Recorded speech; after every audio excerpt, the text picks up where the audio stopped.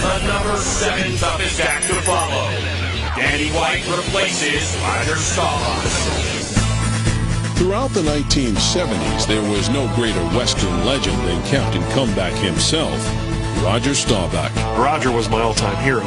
He was every young kid's hero in the state of Texas. When they build the Mount Rushmore of sports figures in this town, he will be head and shoulders above the rest of them. But even monumental heroes eventually retire. I appreciate my teammates through the years because I'm one that's been successful in this system. I remember, even though Roger retired, I went, we got Danny White. We're going to be fine. For more than a decade, Staubach was an extension of the coach in the huddle. Now came a man more accustomed to carrying a clipboard than carrying a team.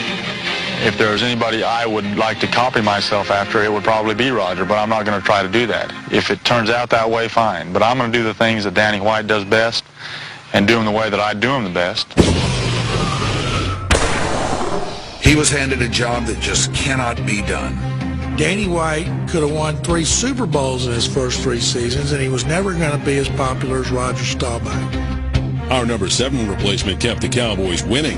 In 1980, his first year as starter, he staged an epic playoff comeback against Atlanta. Dropping back. And throws to Drew Pearson, and Danny's first 3 years, they went to the NFC Championship game every year. Lost all 3 years. Lost in the shadow of the catch was White's own last-minute rally. Danny White was a play away from making his own legacy. Dallas still had a chance in that game, and they hurried back upfield.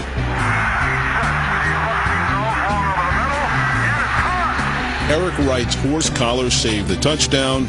White's fumble 1 play later doomed Dallas for good. If Eric Wright does not grab Pearson's jersey at midfield, maybe we look at White a little differently. Danny isn't a guy that you watched and went, Danny was a solid technical quarterback. He ran the plays sent in. He ran them well. But would Danny ever make the rabbit out of a hat play like Staubach? No, generally no. And for a guy that goes to a championship game 3 in a row, you would have thought he was terrible the way he was treated by the fans and the media in Dallas. Roger's a legend. Danny will never be like that. The quality in the clutch.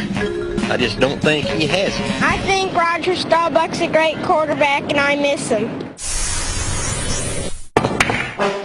Our number 7 replacement actually threw for more touchdowns in his career than the man he replaced. Danny White had a 62-30 record as a starting quarterback.